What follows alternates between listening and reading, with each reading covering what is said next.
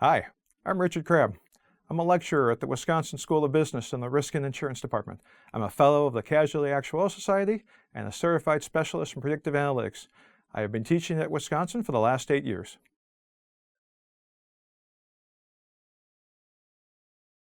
So my passion has always been about data. From my graduate work, where I focused on the stock market and stock market data, to management consulting, where I was focused on stock options and compensation, and again, everything was about data. I'm old enough to remember one of my first jobs when everyone sat in a room and told their story about what they thought should happen if we made different decisions. And then the decision maker listened to everyone's story and decided what they thought was the most compelling story. And back then, this was way back in the 90s, I thought, there's got to be better ways to make decisions than everyone just telling a story and having someone pick the best story. And that also focused me on data and data work and recognizing that there is so much data out there that we can look at data and we can use data to help us. We all have cognitive biases. So how can we get past these things and look at all of the data from everyone who's been working in these different fields and say, how can we make the best decision? And that's kind of what drove me. It drove me into being an actuary where we're working with data to eventually leading analytics at multiple companies. It was all about just using data to make the best decisions, to get past every individual and just their own personal beliefs and say, what is the data telling us and how can we make better decisions? That's been my focus throughout my career. I feel like we've made a lot of great things. And now today, everyone, every company everywhere is collecting data. They're using data and they're looking for people to help them make sense of that data. And the purpose is always the same. Help us understand our data, understand our customers, make better decisions. I love this field. I love the fact that it's growing, it's expanding. Every company today is doing this, and there is a huge demand for students to be able to work in analytics as well. As a professor, what I view as my job is just to make that easier for you to engage. So it's things like the weekly schedule. We tell you what we want you to do this week and what's due this week, and then wrap it up with a quiz every week to keep you motivated, to keep you on track, to help you with your learning. We try and keep everything in very short snippets. Every video will be 10 minutes or less, knowing that almost everyone listens to them at double time, so really 5 minutes. So short things where you can sit down, you can listen to something, some text is there, some online questions that you can answer and get immediate feedback, right? But the whole goal is the same thing. It's just to keep you engaged, keep you motivated, help you stay on schedule. Because it is hard. It's hard for students. I totally get that. You have to be your own boss, right? It's much easier just to show up at a certain time and sit there and listen, but to have to do everything yourself on your schedule. Other things that we do, try and be engaging. For myself, I will ask for students, what are the best times for me to have office hours? For undergraduate students, it's typically during the day, during the week. I found for the adult students, it was nights and weekends. They wanted me to be available when they were available. Other things I would do, I commit to certain reading my emails, 12 p.m., 5 p.m., 9 p.m.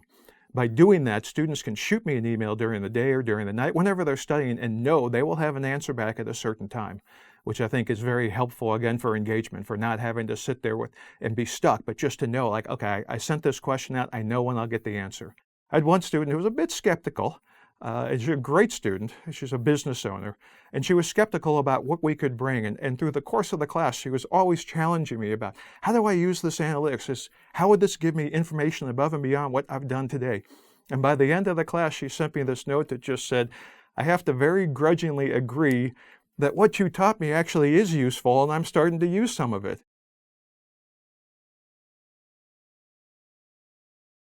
It's fantastic. The students are so engaged and they're so focused and motivated on how do they improve themselves and what can they do to get their next job, their next promotion. And it's just that idea of just lifelong learning and being able to figure out, like, I'm always learning things and how does this help me going forward?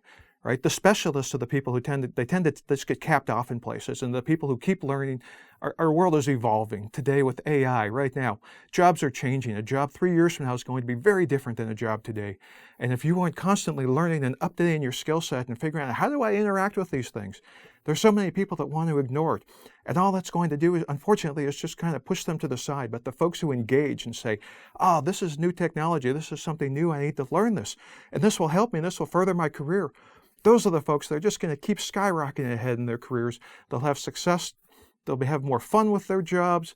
and just engaging, right? Understanding the world is always changing and we have to change with it. And if we can't change with it, we get left behind.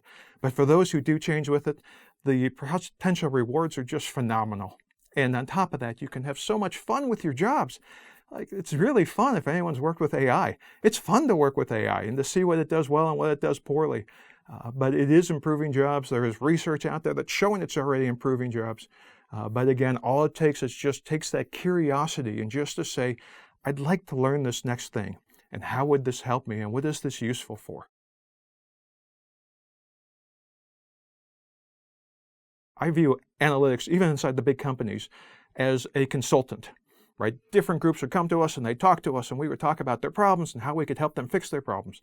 And in many ways, working with the adults, it's really fun to talk about it the same way. So in the OUD program, I got to talk to a lot of adults who are working. And I got to ask them that question as well. So the question I would often ask is, why are you coming back here? Not just a curiosity way, like what brings you back in here? You're successful in your career, why come back? And the answer I got overwhelmingly was, well, I'm successful in this career, but I want to do something different. And unfortunately today, most higher level jobs, white collar jobs, require a college degree. And so a number of the adults, especially the older adults who found jobs and they've moved up inside companies, one adult who was high up inside of one of the big companies here in Madison, but they're explaining that it's very hard for them to move because they don't have that degree and they want to branch out and they want to explore more things. And that is one thing that the degree brings you. On top of that, we all tend to get a little specialized in our jobs.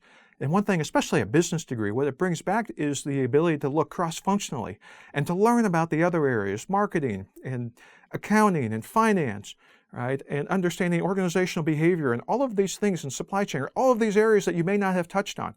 But if you want to be a cross-functional leader, if you want to move up inside a company, you can't just specialize in one piece. You have to understand how a company works, how a company makes money.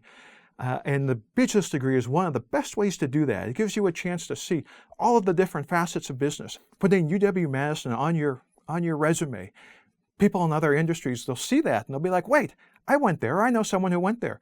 And we can't help it, right? It's just a human nature. We find that connection and we're like, and I do this myself, I'll tell you as someone who hires. But like, hey, they went to my undergrad.